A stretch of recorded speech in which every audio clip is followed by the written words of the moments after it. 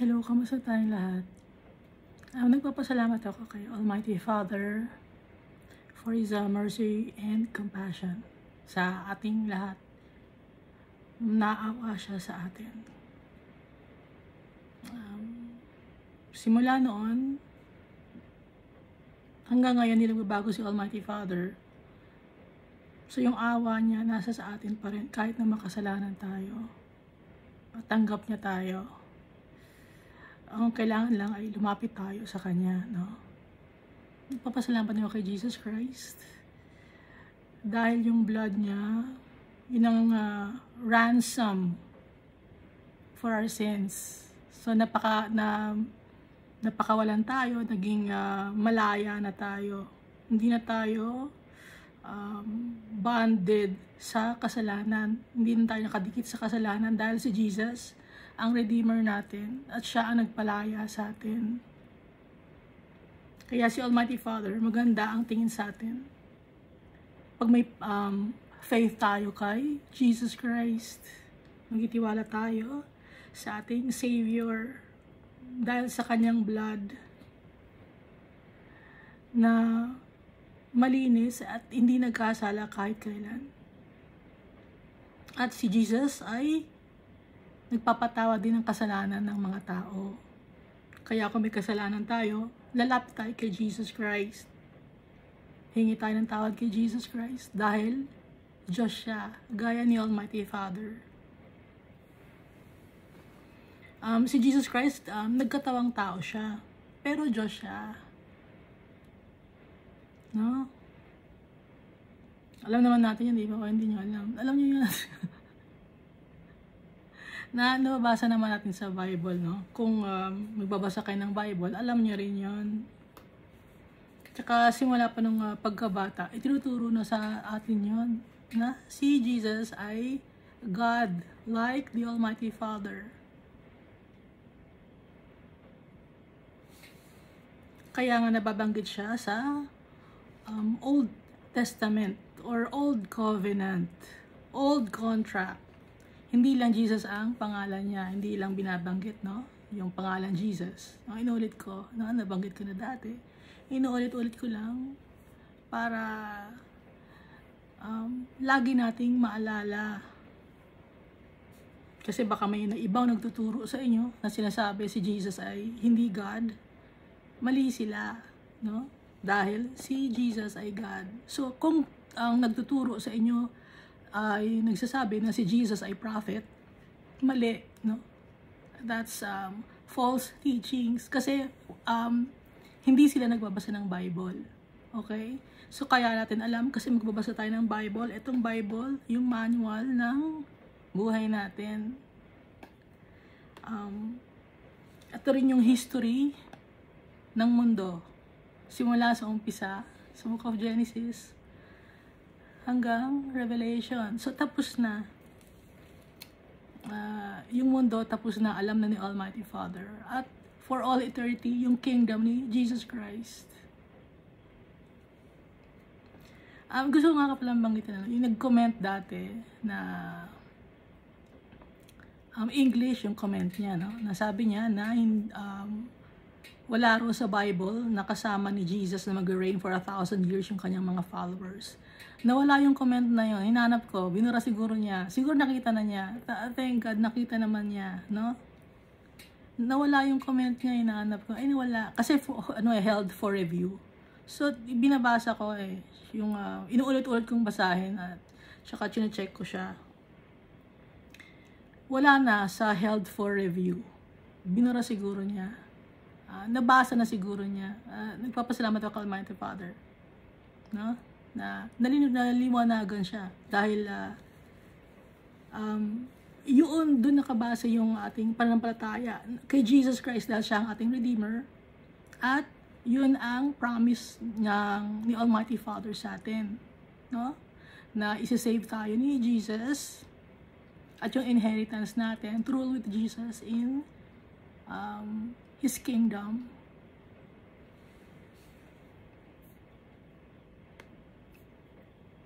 Last time, binasa natin 2 chapters lang. Itong Zechariah chapter 7, and chapter 8. So dito sa Zechariah, no? Recap natin yung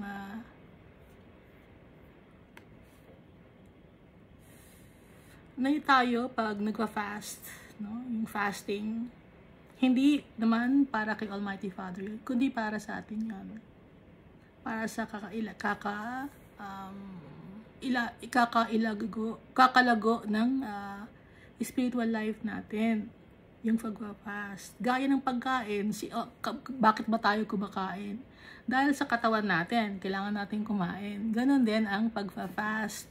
Ang pagpa-fast naman ay yung makikipag-usap kay Almighty Father, hindi ka kakain, at yung time mo ay i-dedicate mo kay Almighty Father.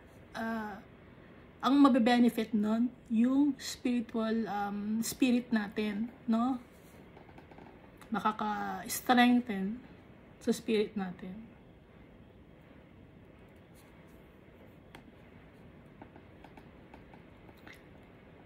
At saka ang gusto ni Almighty Father, ang ipinagutos niya sa atin ay justice, mercy, and compassion to everyone. Walang pinipili. So, pantay-pantay, walang mahirap, walang mayaman. Ano ba sabihin, hindi, mahirap lang kami, kaya kailangan kaawaan mo kami. Mahirap ka, pero kung nakagawa ka ng kasalanan, dapat tama din. Hindi dahil sa mahirap ka, ikaw ang papanigan, no? Kasi may ganun, hindi mahirap lang for humanitarian reason. Paano naman yung hindi nakagawa ng kasalanan, na tama naman ang ginagawa at naagrabyado ng tao na mahirap financially or dito sa mundo? Paano yung naagrabyadong tao naman na hindi naman mahirap? So, kailangan din ng justice yon. Okay? Kasi sasabihin, hindi, mahirap lang kasi siya. Hindi rason yon, no? Minsan kasi yung iba, ginagawang rason na lang. Hindi, mahirap kasi kami. Pagbigyan nyo na kami, mahirap lang kami. Ganon, ginagawang rason. Paano naman yung mga naagrabyado, yung mga nanakawan? Naagrabyado yan, di ba?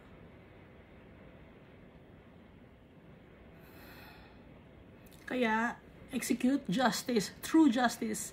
Show mercy and compassion. Hindi lang sa mahirap ka mag-show ng mercy and compassion, pati rin sa may kaya sa buhay. Dahil ang mga may kaya sa buhay, tao rin naman sila. Kailangan din nila ng awa. Dahil ang mga tao, no, kahit mayaman, nagkakaroon ng depression, nagkakaroon ng sadness, no, nagkakasakit. Kasi pantay-pantay ang tao. Okay?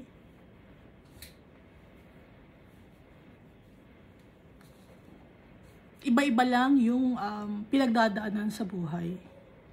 Pero pantay-pantay. Parang parang exam.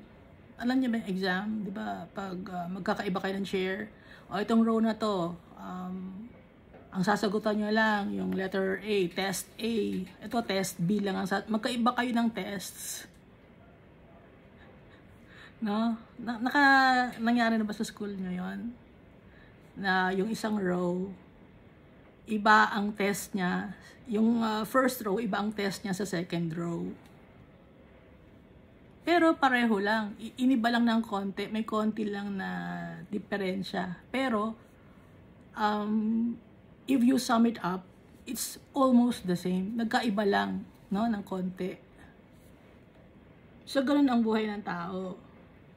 Kaya, si Almighty Father, sabi niya, execute for justice, mercy, and compassion to everyone to his brother. Sa mga widow, tsaka sa fatherless, walang taga-protekta. No? Pati yung mga alien, yung mga bagong dayo. Dahil dayo rin tayo dito sa mundo. Yung ninuno nyo ba, taga dito lang din talaga? Ha? Diba, iba-iba ang pangalan natin, iba-iba yung pinanggalingan natin. So, yung mga nununo natin, dayo lang din, no? To the poor. Yung poor, hindi lang poor financially or materially speaking. Pati na rin yung poor in spirit. Kailangang ma-uplift ang spirit ng tao. Hindi porque madami pera to, hindi to mahirap. Mahirap siya in spirit. okay? Nalulugmok, nalulungkot.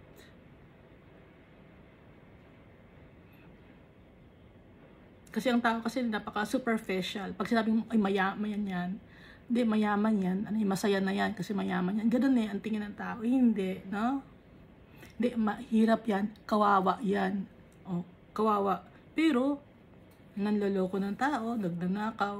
Ayaw din ni Almighty Father ng gano'n. Dahil, asa ng hustisya ron?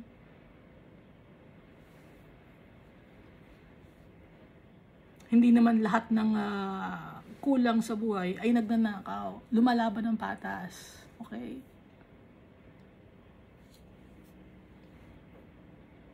Let none of you plan evil in his heart.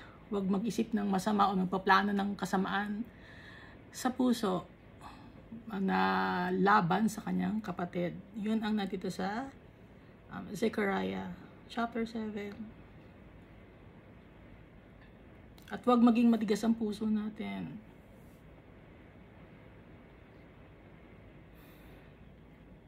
Dahil ang gagayahin natin yung tatay natin. Dahil yung tatay natin maawain. Ganon din tayo. Pero nag-execute ng justice yung tatay natin. Kaya ganon din tayo.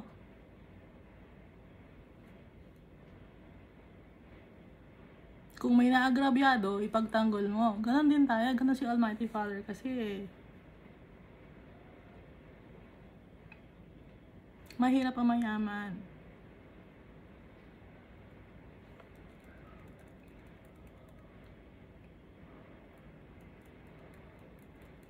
Kaya nga tayo nandito sa estado natin ngayon dahil sa kasalanan. Hinayaan tayo ni Almighty Father na makaranas ng mga trials and tribulations dahil sa kasalanan natin. Matigas kasi ang ulo natin. Pero darating ang oras na i-gather tayo ulit ni Almighty Father. Di ba nabasa natin sa Book of Ezekiel na i-gather ulit niya yung kanyang mga anak. Dito rin sa Zechariah, ginagather niya rin ulit ang kanyang mga anak. Nasa prophecy yon. So, magkaibang tao si Ezekiel tsaka si Zechariah, pero same ang message na i-gather niya ang kanyang mga anak. At bibigyan niya ng bahay. I-establish niya ang kanyang kingdom.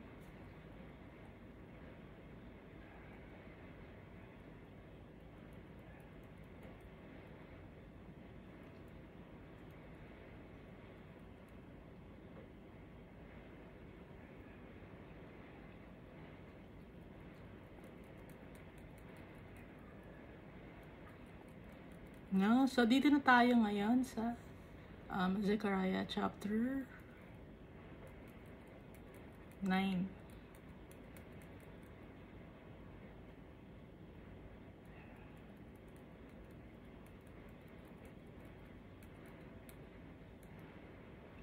The burden of the word of the Lord against the land of Hadrach. Hadrach means yung land of Hadrach, yung mga tao doon, they worship the moon. So, ano sila, di ba? Pagan. And Damascus, its resting place. For the eyes of men and all the tribes of Israel are on the Lord. Yung mga tao ng mga pagan, magkakaroon ng time na masasave sila. Yun ang the burden of the word of the Lord. Yung burden, ang bigatin, ay yung against sa mga tao na sumasamba sa moon or sumasamba sa ibang mga bagay. Magkakaroon ng oras para sila ay masasave din. Gaya ng mga tao ngayon, sumasamba tayo sa pera, mga tao ngayon, or kung ano man ang sinasamba, darating ang oras na masasave din at maiintindihan natin. Also against Hamath, which borders on it, and against Tyre and Sidon, though they are very wise.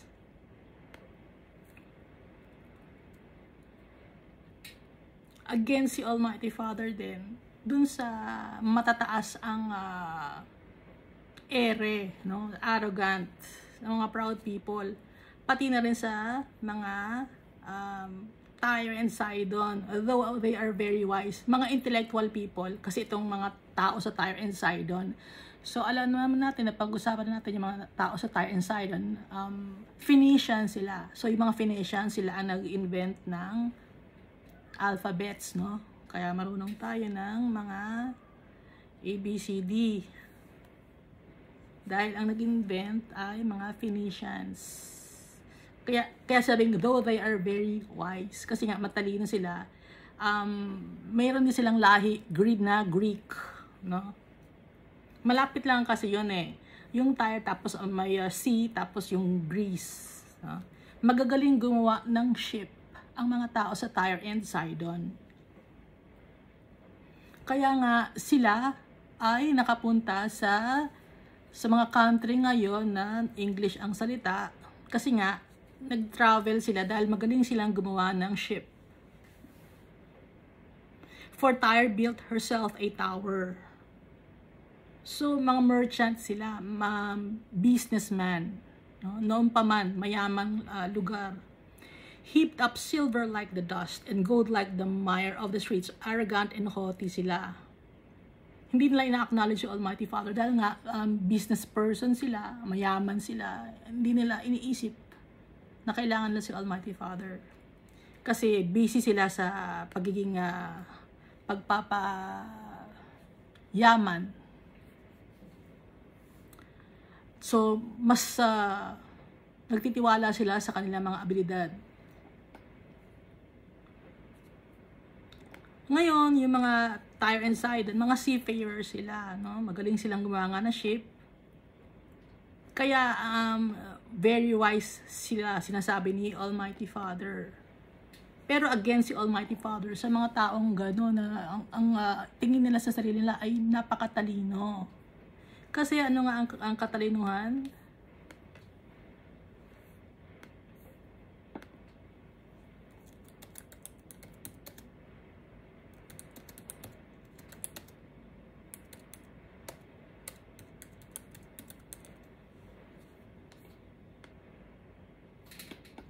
Sa 1 Corinthians chapter 3 verse 19. For the wisdom of this world is foolishness with God, for it is written, He taketh the wise in their own craftiness. 1 Corinthians 3:19. Kaya pag may nagsasabi na, matalino ako, nagyayabang ka, na matalino ka, na wise ka, huwag mong ipagyayabang yon dahil sa isip ni Almighty Father, foolish ka.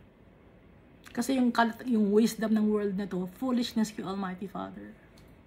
Kaya di ba ang daming mga yung science na up to now hindi pa rin tapos yung science. Especially yung branch ng science about sa mental health ng tao. Hindi pa rin sila tapos mag-aral lang tungkol sa mental health ng tao. Alam niyo ba 'yon? Up to now, patuloy pa rin sila ng pagsasaliksik. Hindi ba tapos sa pagsasaliksik nila, pagre-research nila? Nang patutunguhan ay wala rin naman. Dahil nga, ang wisdom ng world na to ay foolishness kay Almighty Father. Kasi ang mental health, ang root cause lang naman talaga nun ay yung trauma.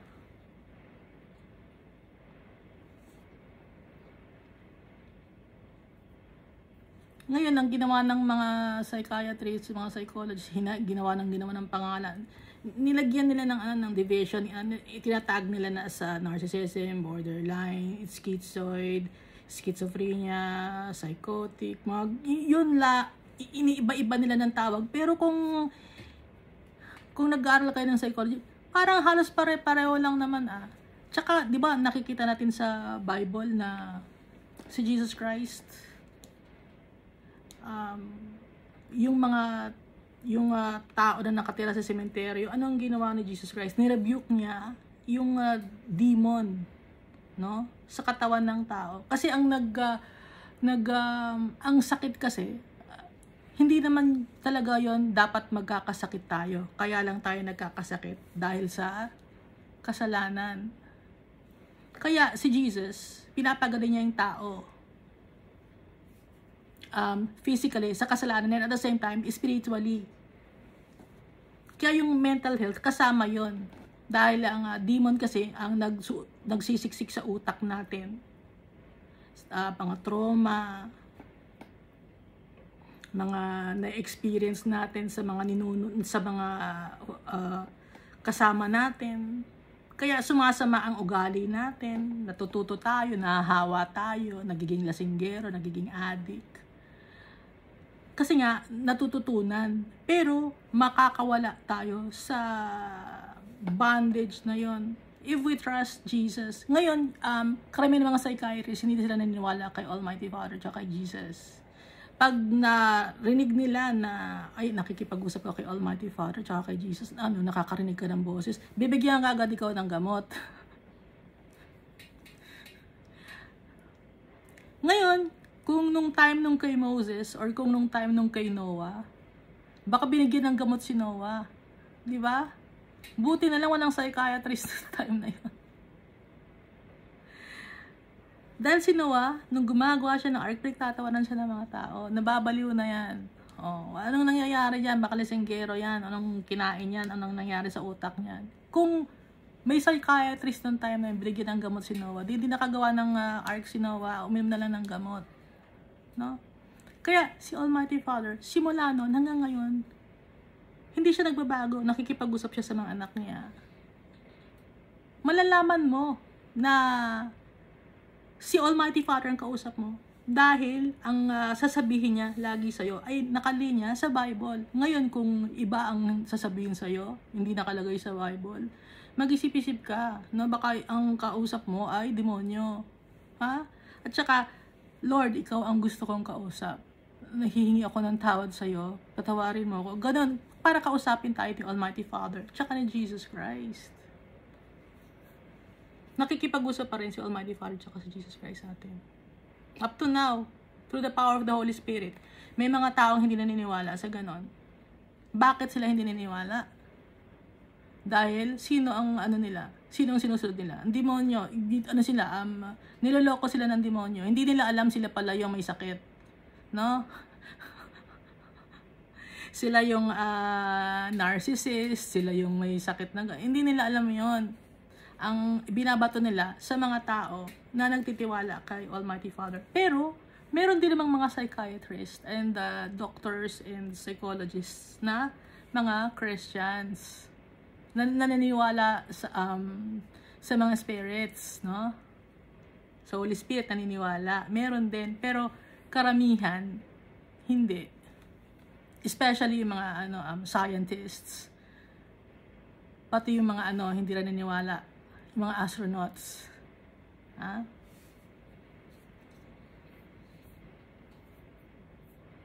So makikita mo branch ng science kasi gusto nila to see is to believe. Laging ganon. Pero paano na yung faith? Asa na yung faith papasok doon? Hindi nila kasi naiintindihan, no? Sila ang hindi nakakaintindi. Ngayon, pag naiintindihan mo, medyo, delusional to, bigyan natin to ng gamot. At saka, idadagdag, usually yung gamot na yun, puro pampatulog lang yun. Lahat ng gamot, mayroong ganon. Pampakalma.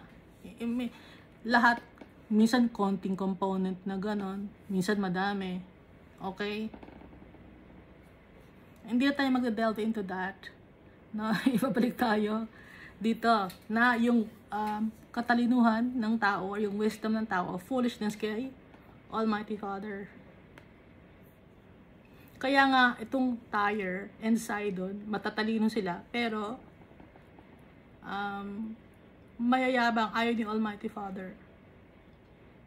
Kaya sabi dito sa verse 4 ng Zechariah chapter 9, behold, the Lord will cast her out. He will destroy her power in the sea. Kasi nga, ang mga Sidon and Tyre, malakas sila pagsasi sa dagat. Dahil nga mga seafarer sila. And she will be devoured by fire.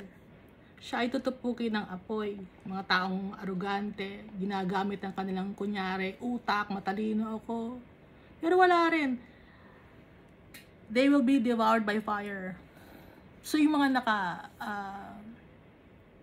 invento, no, nga bagay na experience natin ngayon, na-enjoy natin ngayon, unless na nagtiwala sila kay Jesus Christ, no? They will be saved. May na-contribute ka nga dito sa mundo, pero yung kaluluwa mo, asan? Importante, ang pinaka-importante, si Almighty Father. Tsaka si Jesus Christ. Ang galing mo nga sa trabaho mo, pero asan yung kaluluwa mo kaya mapupunta? Ganon yung ibig sabihin, ano? Dahil importante ang kaluluwa ng tao. Dahil yung kaluluwa natin kailangan bumalik kay Almighty Father.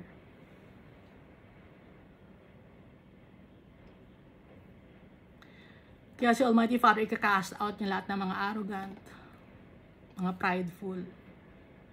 Verse 5, Ashkelon shall see it and fear.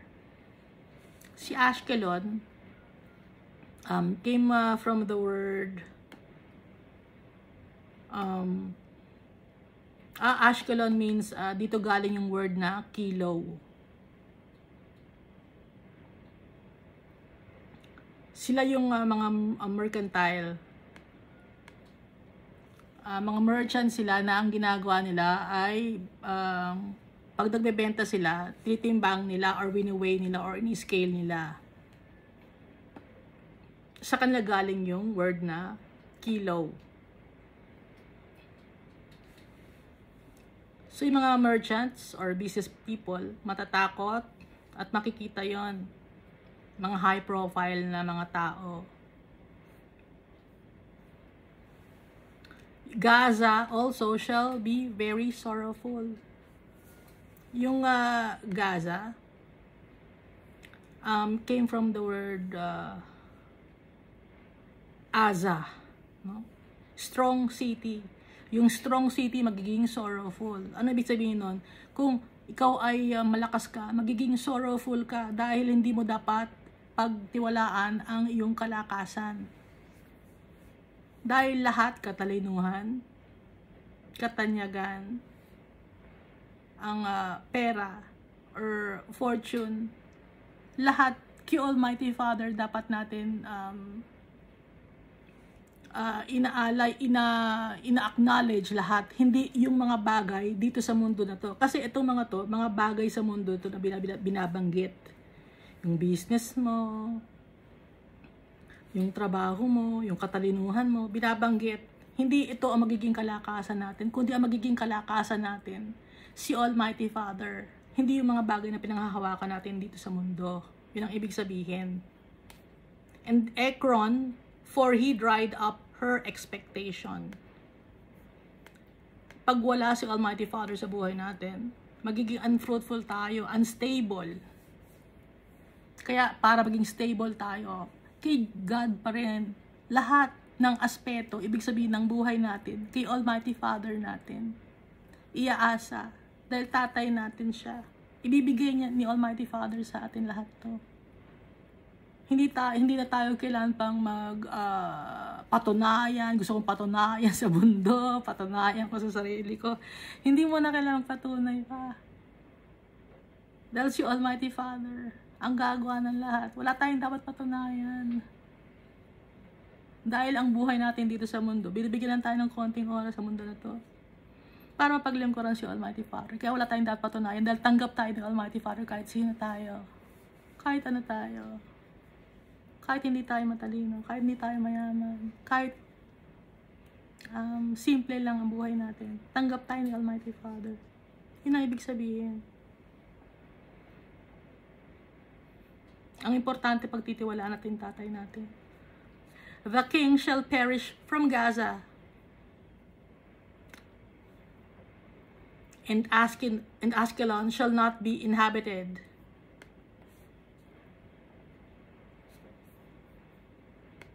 Kaya kay Almighty Father tayo aasa. Hindi tayo aasa sa kung saan man or kung kanino man ng kalakasan. Saan natin kukunin ang kalakasan natin? Saan natin kukunin yung ating kinakain sa araw-araw? Si Almighty Father magpa-provide sa atin. Huwag tayong mag-aalala. Itong ibig sabihin ito, kaya nagbabanggit si Almighty Father ng mga lugar na may mga ibig sabihin. Verse 6, a mixed race shall settle in Ashdod. Ibig sabihin, hindi na tayo iba-iba ang race natin, kundi sama-sama na tayo. Sama-sama tayong maninirahan kasama ni Almighty Father. Walang black race, yellow race, or white race. Walang ganon. Si Almighty Father, tanggap niya tayo. Walang racism.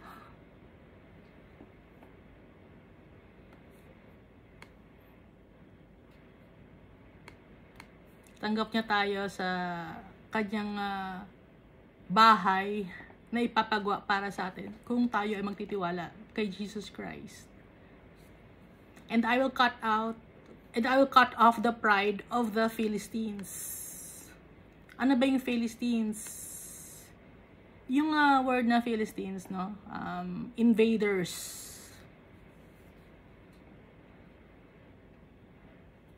So yung mga invaders, mawawala ang mga pride nila. Yung mga invaders kasi mga liars yon, no? Na mga hindi naman sila talaga followers, nanloloko lang. So mawawala sila, yung mga hypocrites. I will take away the blood from his mouth and the abominations from between his teeth, but he who remains, even he shall be for our God.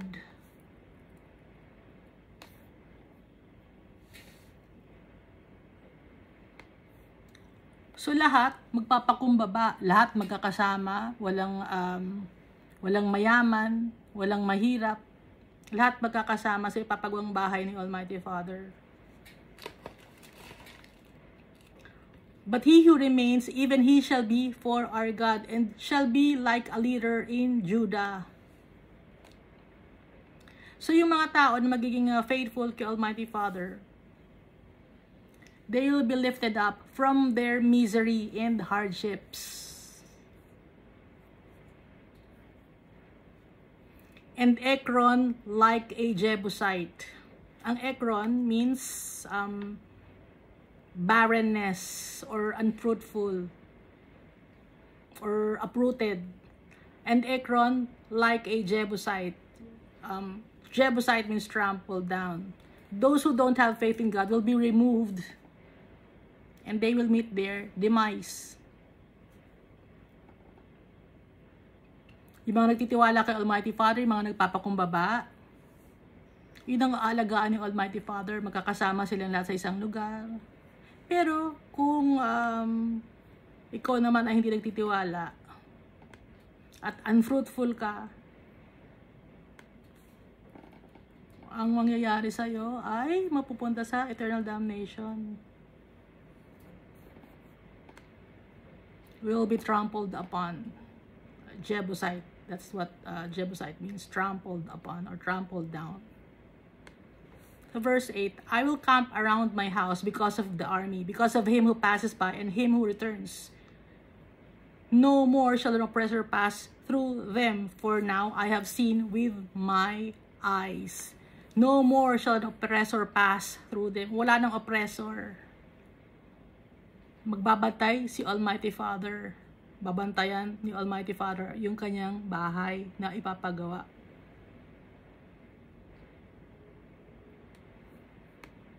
Siya mismo. Verse 9, rejoice greatly, O daughter of Zion. Shout, O daughter of Jerusalem. Behold, your king is coming to you. He is just and having salvation, lowly and riding on a donkey, a colt, the foal of a donkey. So, ito ay si Jesus. Kaya tayo ay magre-rejoice, magkakaroon tayo,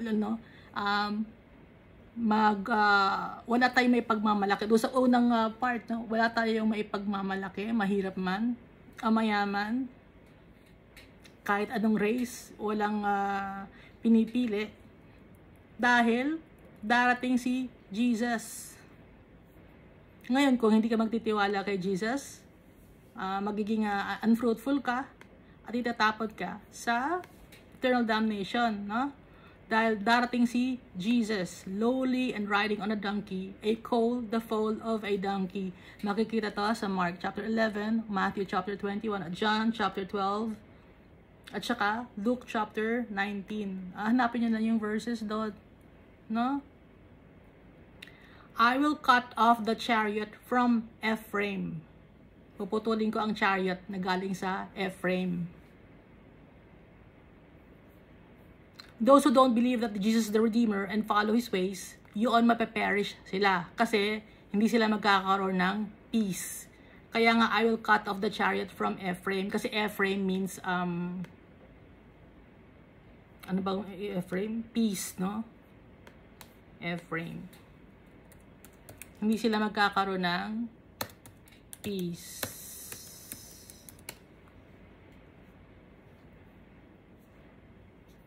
Or fruitful or productive pala, sorry. Hindi sila magiging productive. Yung hindi magtitiwala kay Jesus. Sila ay mapeperish.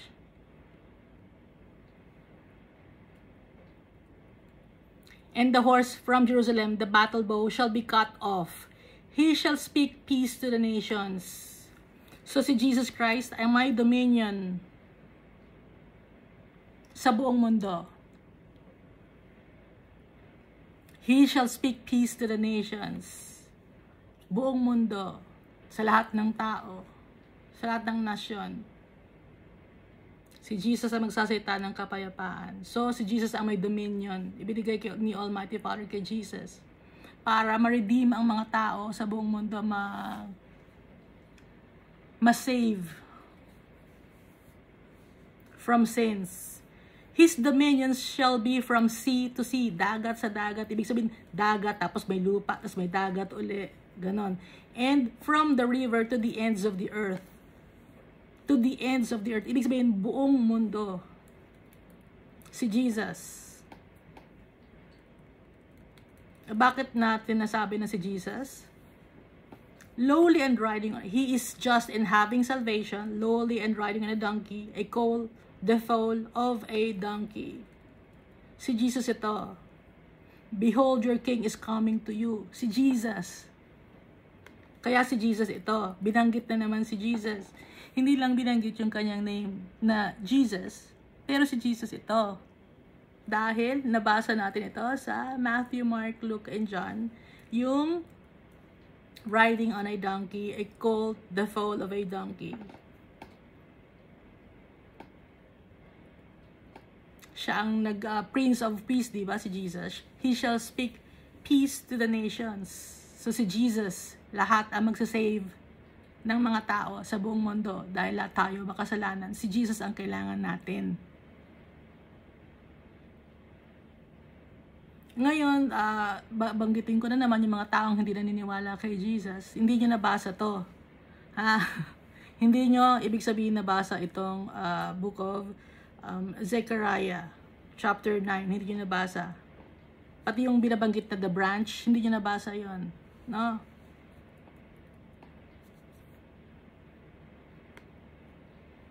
Sa verse 11, as for you also, because of the blood of your covenant, I will set your prisoners free from the waterless pit. Ayun na binabanggit, ha? Excuse me.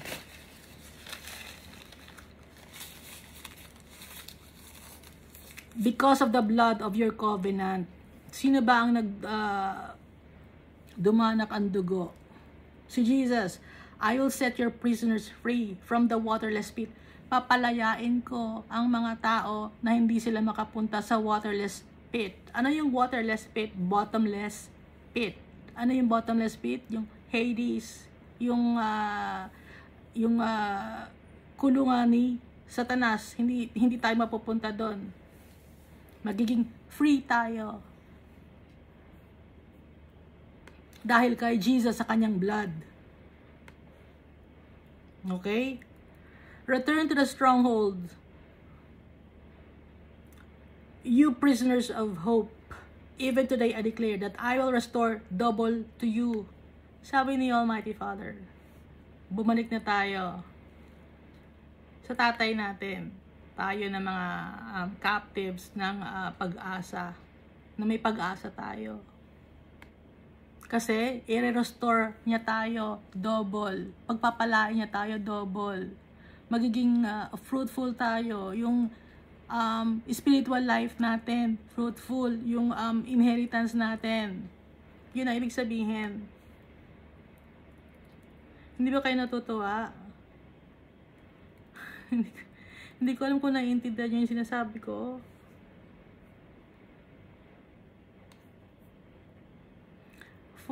Verse 13.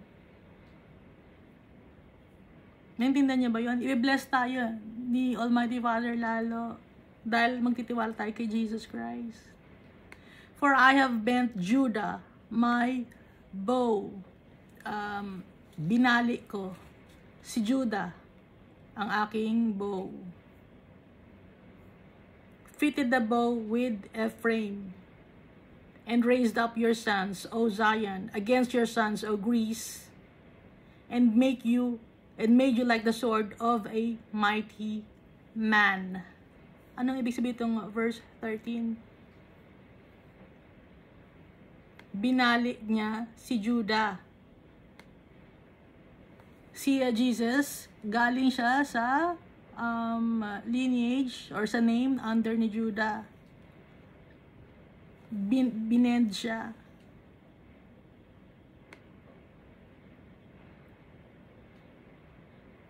So si Jesus, he became sin who knew no sin. Diretso si Judah pero binend siya. Si Jesus, no, naging simbolo siya ng kasalanan. Inalaw ni Almighty Father. Para tayo makuha natin yung ating inheritance. Para wala tayong maipagmamalaki na katalinuhan o kayamanan. Wala tayong maipagmamalaki. Dahil si Jesus ang end all and be all. Kasi yung against your sons, O Greece, kasi ang pagsasabing against your sons, O Greece, yung mga Greece kasi tingin nila sa sarili nila, high and mighty sila. Dahil nga, matalino sila. They use their brains, pero nga, ang wisdom ng tao, foolishness kay Almighty Father. Kaya baliwala kay Almighty Father yung katalinuhan, no? Kaya, itong, for I have bent Judah, my bow, si Jesus itong pinatutungkulan nito na hinayaan niya na magkaroon ng na mamatay sa cross and after 3 days mag-resurrect. Inallow niya si Jesus Christ na masaktan para sa atin, para ma-save tayo sa kasalanan natin. Nang sa ganon, makuha natin yung inheritance natin, ma-save tayo. Si Jesus pa rin ang pinatutungkulan. Wala nang ibang bida. Si Almighty Father, si Jesus. Wala nang ibang bida sa Bible. Ito mga prophets, mga apostles. Ano lang sila? Supporting lang sila. Servants. And made you like the sword of a mighty man. So si Jesus, ginawa siyang sword of a mighty man. Malakas si Jesus. Yung salita ni Jesus, powerful. Matalas.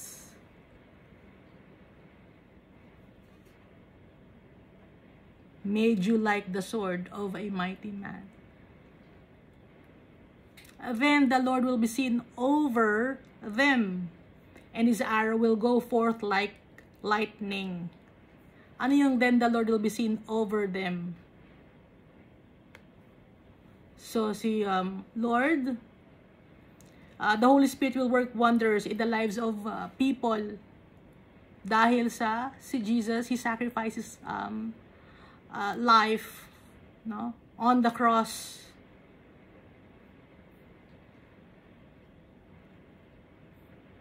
Kaya siya ay makikita sa lahat ng mga tao.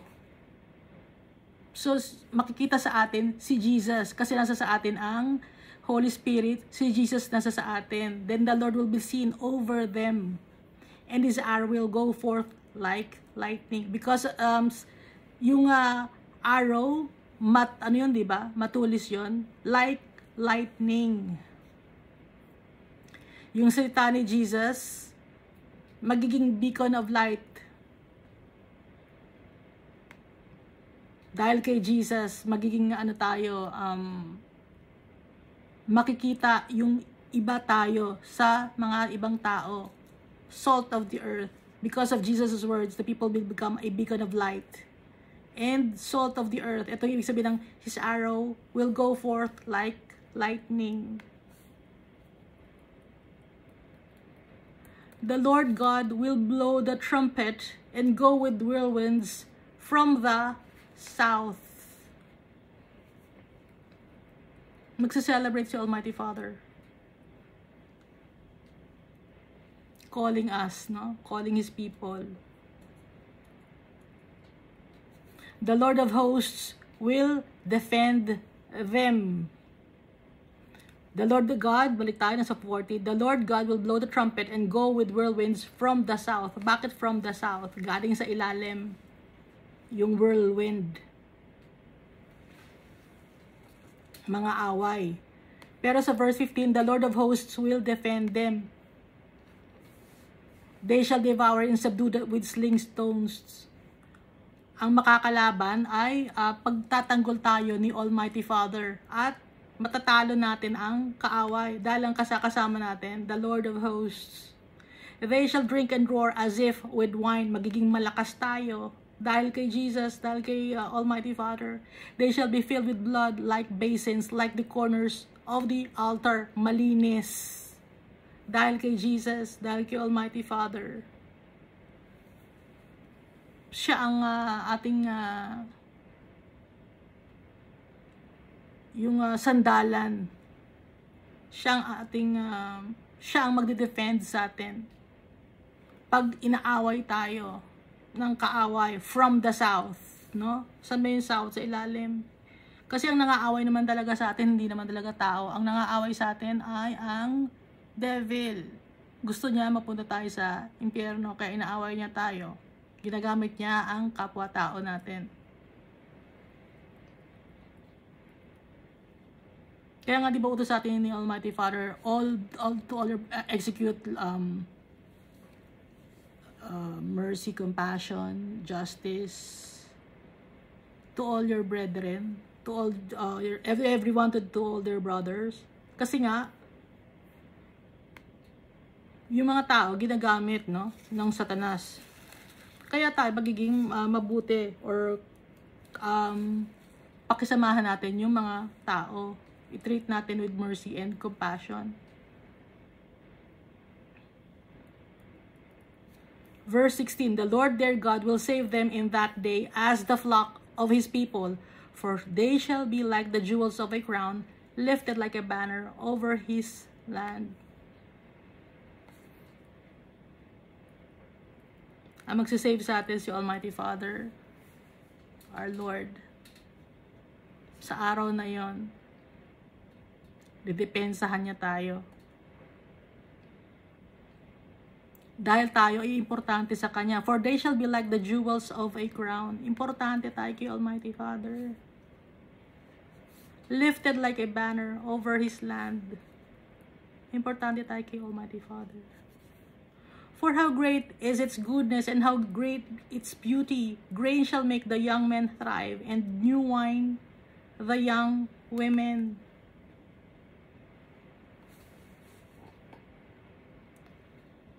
Maganda ang tingin sa atin ni Almighty Father.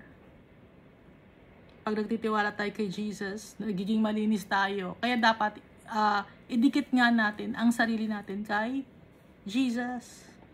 Kasi ito yung ibig sabihin nito, si Jesus, no? Si Jesus pa rin. Naiintindihan niyo na ba? Iniisa-isa lang natin kasi yung ano bang tawag dito? Stanza. Kasi parang poem siya, no? Pero kung isa-summarize mo, si Jesus ito, darating si Jesus. Ipagtatanggol tayo ni Almighty Father, magtitiwala tayo kay Jesus. Dahil si Jesus, ipinadala niya sa atin dahil malinis ang dugo ni Jesus. Yung blood ni Jesus ang makakalinis sa atin. At magiging maganda ang tingin sa atin ni Almighty Father. Matatanggap niya na tayo. Hindi na tayo magiging madumi. Kung wala si Jesus, madumi tayo.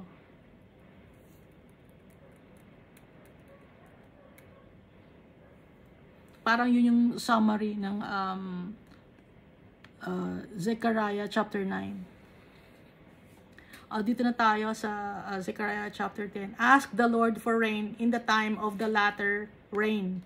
The Lord will make flashing clouds. He will give them showers of rain, grass in the field for everyone.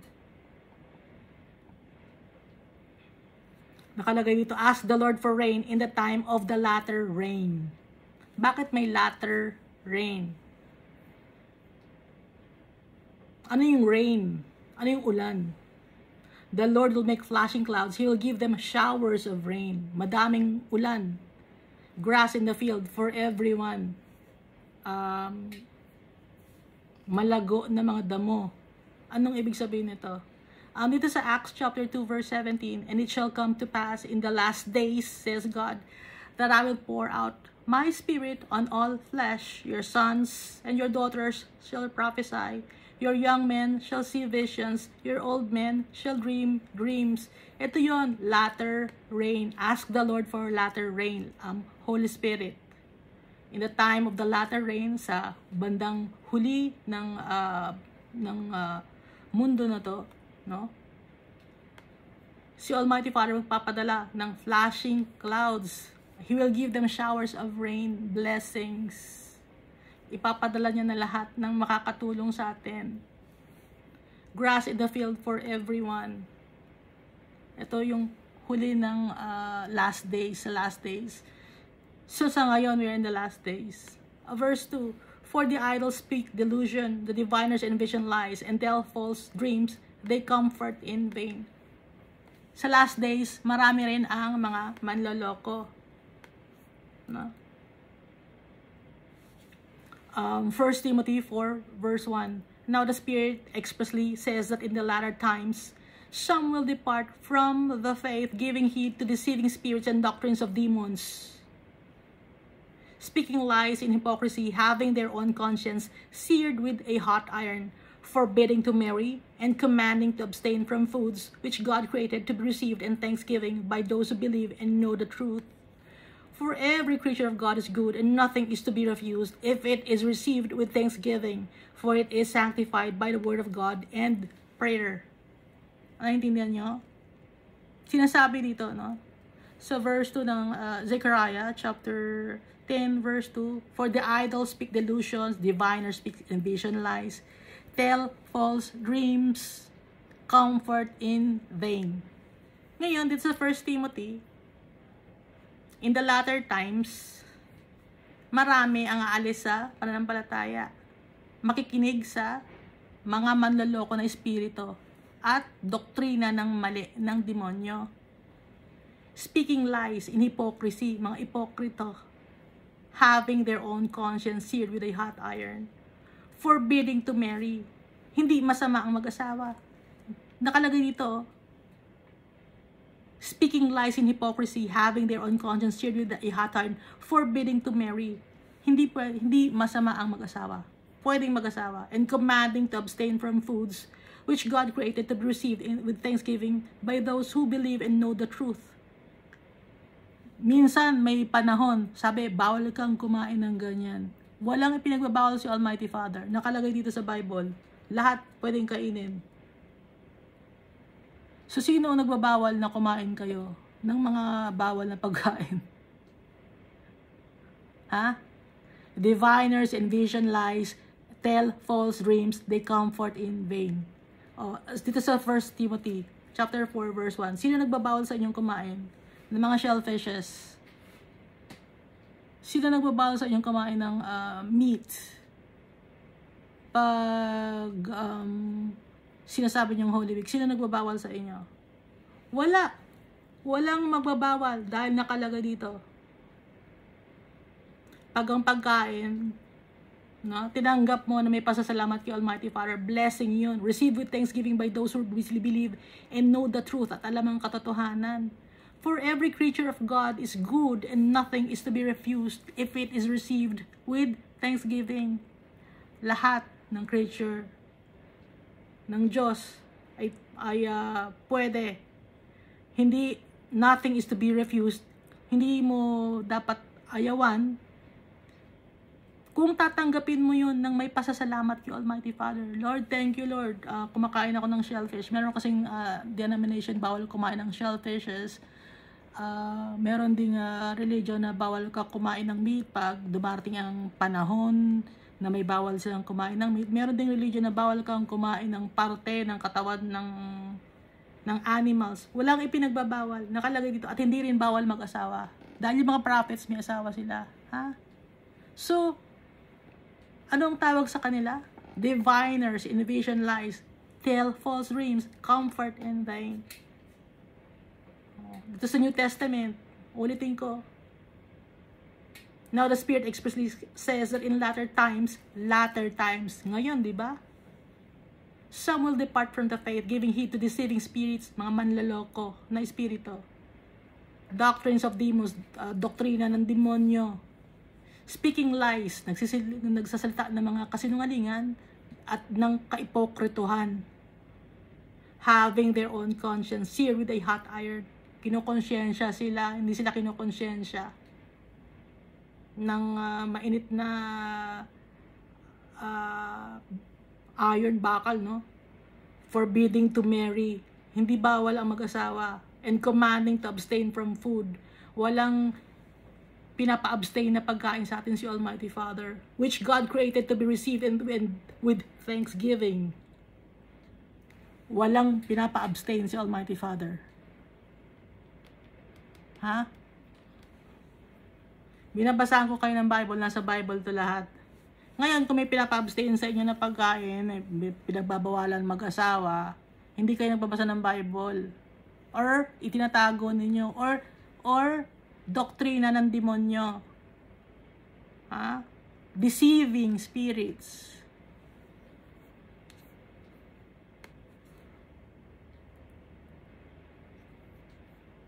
Therefore, the people went their way like sheep. They are in trouble because there is no shepherd.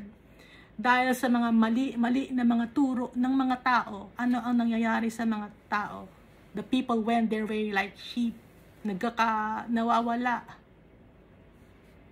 O kaya nga nakalagay ito sa 1 Timothy, some will depart from the faith. Kasi nga, nandito sa Old Testament, the people went their way like sheep. They are in trouble because there is no shepherd. Yung shepherd, walang shepherd. Mali-mali ang sinasabi. Mali-mali ang itinuturo, doktrina ng demonyo.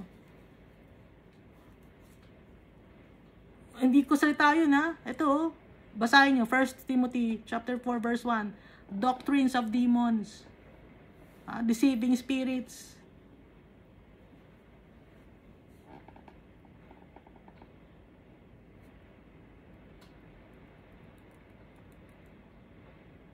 Kaya yung mga tao, kawawa, nagkakaligaw-ligaw. Nawawala sa tamang landas. Dahil sa mga nagtuturo ng mali. Hindi nagbabasa ng Bible. Mas susundan ng tradisyon kaysa sundin ang salita ng Diyos. Bakit sinusunod ang tradisyon? Hindi, nagkakahiyaan na paninindigan na natin to. Ayaw nang itama yung mga pagkakamali kasi nga pride.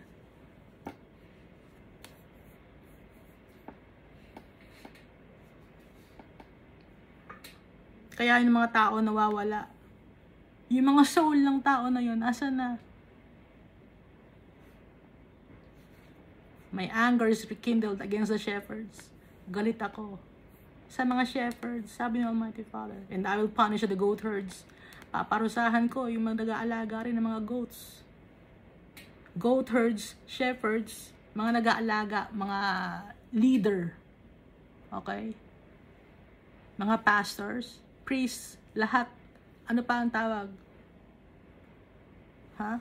Ano bang tawag ninyo? Reverend? Excellency? Highness? Galit si Almighty Father. For the Lord of hosts will visit his flock, the house of Judah, and will make them as his royal horse in the battle. Importante kay Almighty Father ang mga tao. Pero yung mga leader, sinungaling. Nagkakahiwa-hiwalay ang mga tao, naliligaw. Asan ang kaluluwa nila ngayon? From him comes the cornerstone, from him the tent peg, from him the battle bow, from him every ruler together.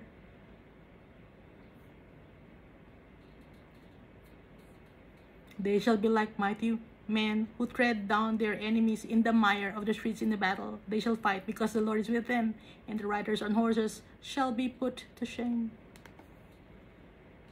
Yung mga nagtitiwala kay Almighty Father, yung mga natitira ng mga flock, bibisitahin ni Almighty Father yun. Yung house of Judah.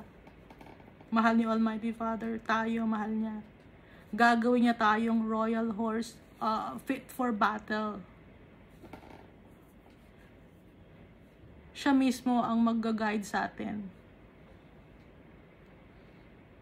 Sa kanya galing ang cornerstone, ang tent peg, battle bow, from him every ruler together. Importante yung tent peg, no? Para maging matayo ang tent, dapat yung peg stable or matibay. Ganun si Jesus, si Almighty Father. Yung cornerstone din, pag magtatayo ka ng bahay, dapat yung pundasyon ng cornerstone matibay. Kaya they shall be like mighty men who tread down their enemies in the mire of the streets of the battle. They shall fight because the Lord is with them. Magiging malakas tayo dahil nasa sa atin si Almighty Father. Kaya natin. Dahil si Almighty Father nasa sa atin. Magiging malakas ang loob natin. Magiging matapang tayo. Dahil yung tatay natin ang powerful, nasa sa atin. I will strengthen the house of Judah, and I will save the house of Joseph. I will bring them back, because I have mercy on them. Napaka-loving ni Almighty Father. Palalakasin pa niya tayo. Isi-save niya tayo. I will bring them back because I have mercy on them. Saan ka nakakita ng ganitong klaseng Diyos? I will bring them back because I have mercy on them. Yung ibang mga religion ba na nakikita ninyo? Ano bang sinasabi sa inyo? Yung mga sinasamba ng iba na religion, anong sinasabi ba sa kanila ng Diyos nila? Pero yung Diyos natin, nabuhay, si Almighty Father. I have mercy on them. I'll bring them back. They shall be as though I had not cast them aside. Magiging parang hindi ko sila binaliwala, hindi ko sila pinarusahan. For I am the Lord their God, and I will hear them. God will hear us. Our Father will hear us. Didinggin niya tayo. Papakinggan niya tayo. Saan tayo nakakita ng ganitong Diyos? Ng ganitong tatay?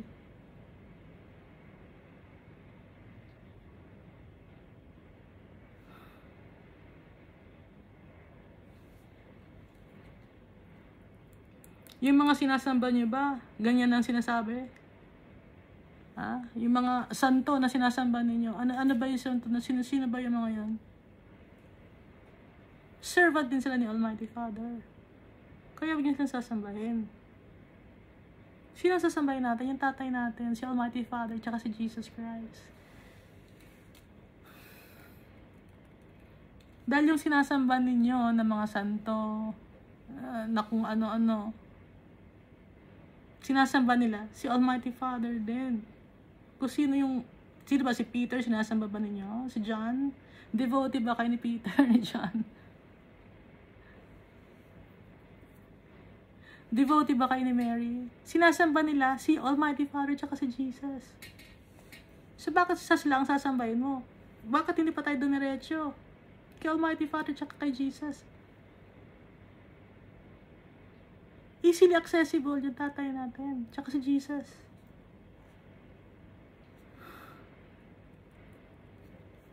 Those of Ephraim shall be like a mighty man, and their heart shall rejoice as if with wine. Magre-rejoice yung mga tao na fruitful. Bakit magiging fruitful? Because of Jesus Christ.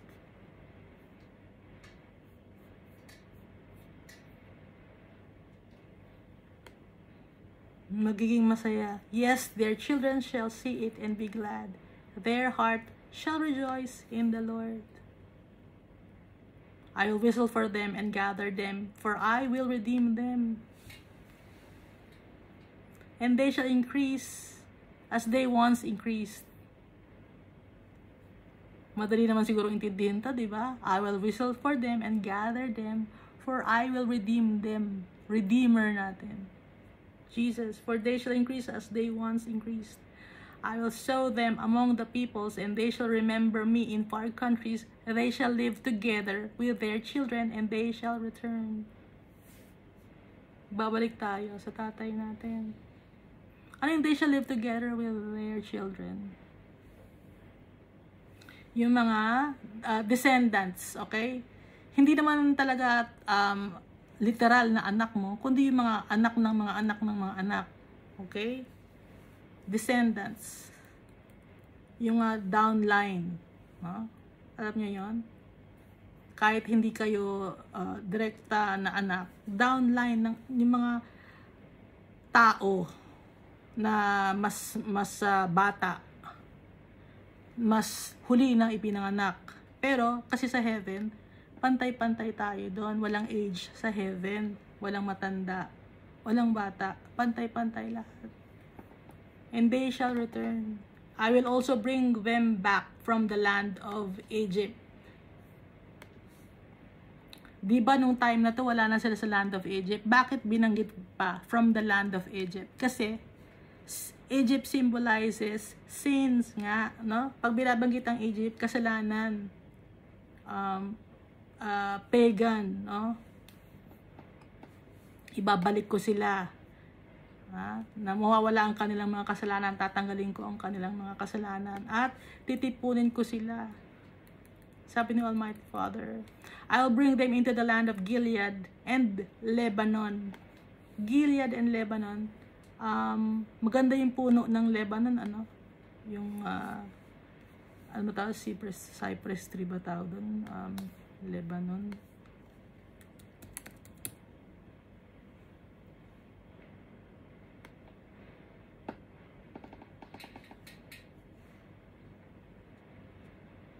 Yung meron silang puno ng Lebanon eh.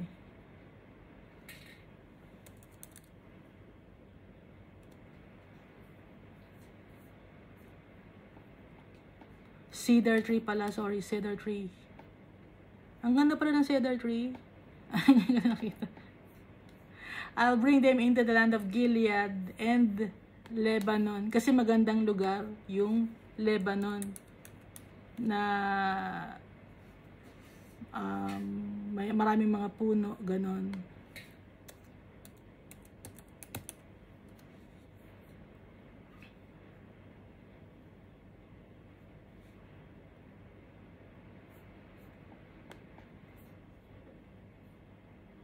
Until no more room is found for them.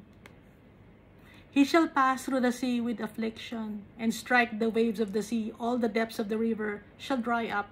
Then the pride of Assyria shall be brought down, and the scepter of Egypt shall depart. Dito sa verse 10, no? I will also bring them back from the land of Egypt. Tatanggalin ko yung kalang kasalanan. Igagather ko sila sa Assyria. Sabi.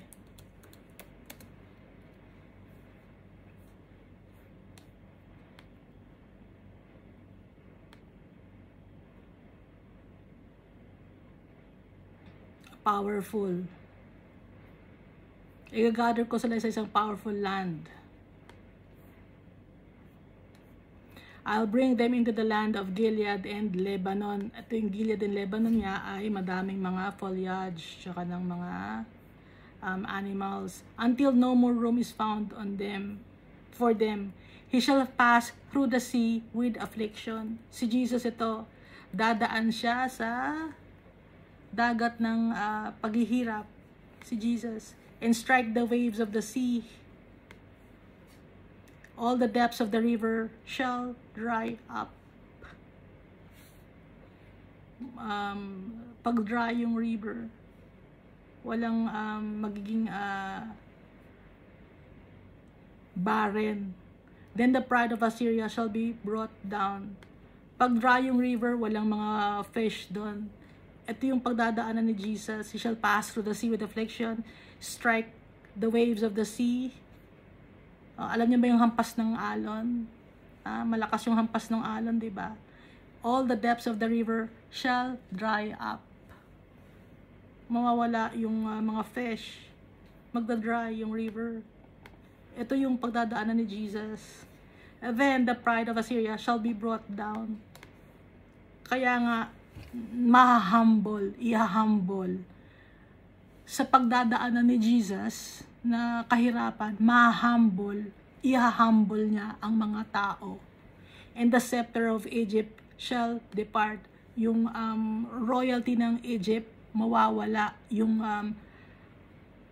hold ng Egypt or yung hold ng kasalanan sa atin, mawawala dahil sa paghihirap na dadaanan ni Jesus.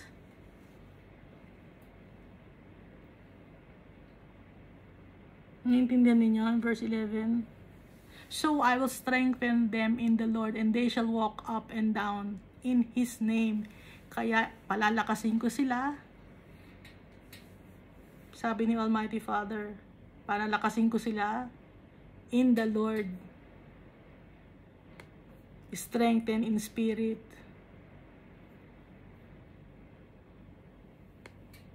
And they shall walk up and down in His name. Ano yung and they shall walk up and down? They shall walk up. Lalakad paataas. Ano ibig sabihin ng walk up? Makakausap nila si Almighty Father. They shall walk up in His name. And walk down, and they shall go down, walk up and down in His name. Yung down naman, yung dito sa lupa, habang naglalakad dito sa lupa, yung pangalan ni Jesus tsaka ni Almighty Father ang dala-dala nila. Naintindihan niyo? They shall walk up. Sa pagpe-pray, makakausap na si Almighty Father, yung ma-uplift ang spirit nila, mapapalapit sila kay Almighty Father.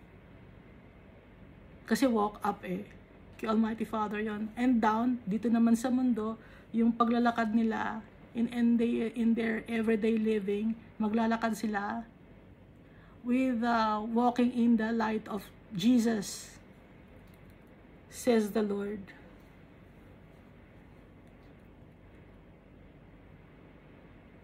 Naiintindihan niya na?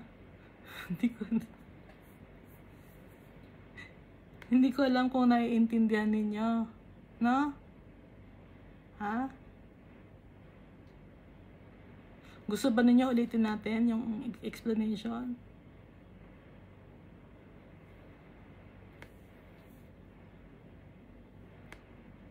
So, dito sa Zechariah chapter 10, pinatutungkulan dito na i-restore yung relationship natin with the Almighty Father. Tatanggapin niya tayo uli. Dahil kay Jesus.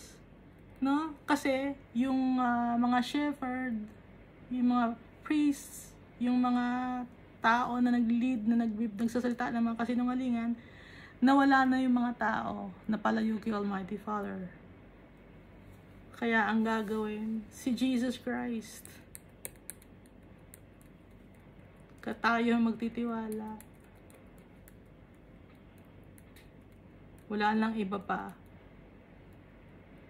Ibabalik niya tayo sa dati. At dadoblehin pa niya yung blessings ni Almighty Father. Tatanggalin niya sa atin yung kasalanan dahil sa dugo ni Jesus Christ. Dahil sa pinagdaanan ni Jesus Christ na affliction. Kaya naging mapagkumbaba tayo, na i-humble tayo. Pati yung hold of sin sa atin, mawawala na. Because of the affliction that Jesus had experienced dito. Kaya makakalapit tayo kay Almighty Father pag nagdadasal tayo. At in our everyday living, sa paglalakad natin dito sa lupa, kasama natin si Almighty Father by walking in His statutes and obeying His commands. No? So, tinatawag tayo ni Almighty Father. Igagather niya tayong lahat. At merong binabanggit dito na may bahay tayo. May bahay tayo. Na walang race. Okay? Walang lahat ng nasyon. Walang pinipili. Walang racism. Kahit anong kulay ng balat mo. Sino ka? Kahit sino ka, mayaman, mahirap. Tanggap ni Almighty Father anong itsura mo.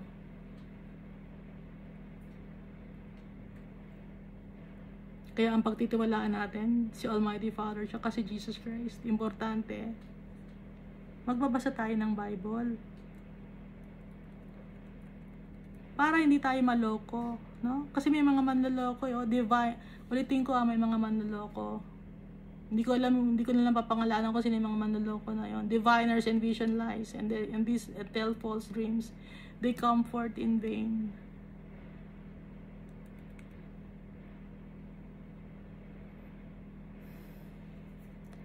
No, dito sa verse 10, sa chapter 10, binabanggit ito yung latter rain.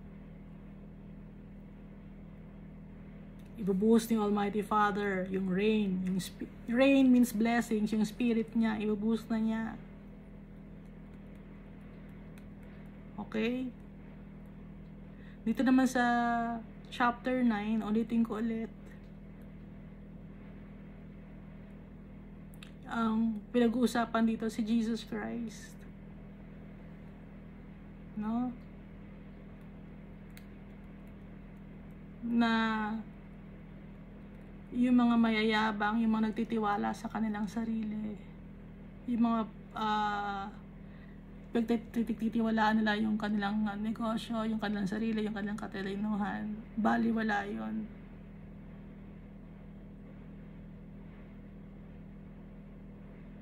Baliwala kay Almighty Father yun.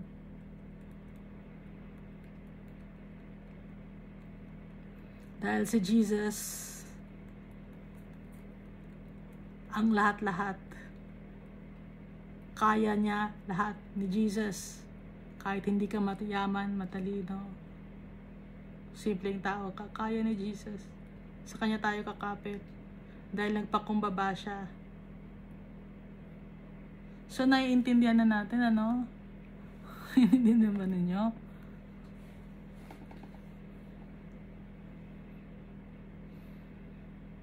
Kasi no, kung titignan mo dito sa Zechariah, no? 9 and 10, no? Para siyang poem.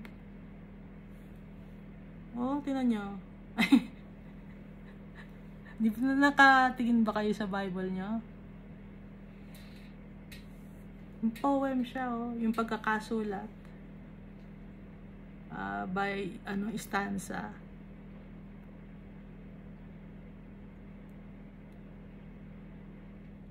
Nagpapasalamat ako kay Almighty Father. Dahil laging sinasabi ni Almighty Father, depensahan niya tayo. Iingatan niya tayo. Bumalik na tayo sa Kanya. Ipapadala niya si Jesus, yung Savior natin. si Almighty Father mag-iingat sa atin. Paulit-ulit yun ang message ni Almighty Father. Diba? Sa Ezekiel. Ngayon sa Zechariah, yun ang message ni Almighty Father. Nasa sa inyo na lang, no? Yung desisyon. Nasa sa inyo yung desisyon.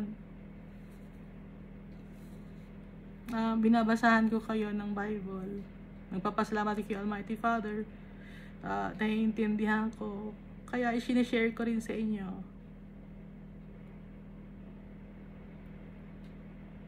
Dahil baka hindi nyo naiintindihan, pero baka naiintindihan nyo rin. Baka pare-pareho lang din tayo nakakaintindi.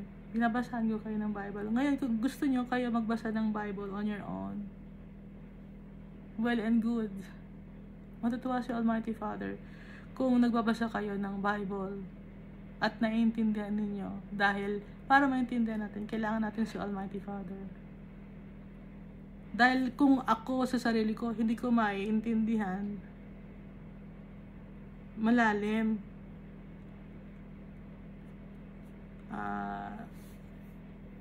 noon nabasa ko na rin itong Zechariah, no? Pero hindi ko rin naintindihan. So inaamin ko ngayon, naintindihan ko na. Nagpapasalamat ako kay Almighty Father dahil pinapaintindi niya sa akin. Sinashare ko rin sa inyo. Ngayon kung naiintindihan niyo rin, i-share nyo rin sa ibang mga tao. Walang pumipigil sa inyo. Gusto ni Almighty Father yun, i-share nyo, no? Kung naiintindihan ninyo, with your own words, share to other people.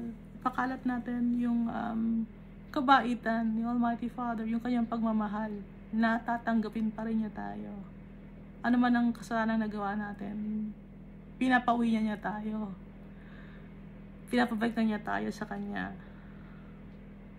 Imagine, ito ay nasa Old Testament, Old Covenant, pinapauwi na tayo ni Almighty Father, pinapabalik na tayo sa Kanya. Napaka-patient ni Almighty Father, persistent, kasi hanggang ngayon, ganito pa rin message niya. Kaya pinadala niya si Jesus sa atin, pinapabalik na niya tayo sa Kanya. Yun ay dahil sa mahal niya tayo. Hindi ba kayo natutuwa? May nagmamahal sa inyo? Natutuwa ba kayo may nagmamahal sa inyo? Ha? Matuwa tayo dahil mahal tayo ng tatay natin. Pinakamakapangyarihan sa lahat. Royalty. Mahal tayo. Ibinigay lahat ng tatay natin sa atin. Ano pa ba ang gusto natin? Ibibigay niya sa atin yung inheritance natin. Ano pa ba ang gusto ninyo? Eternal life. Eternal youth. At kasama natin si Jesus sa kanyang eternal kingdom. Ano pa ba ang gusto niyo? Ano pa ba ang hinahanap ninyo? Naghahanap kayo ng pagmamahal? Punong-puno na pagmamahal si Almighty Father. Punong-puno na pagmamahal si Jesus Christ para sa atin. Thank you, and God loves us all so much.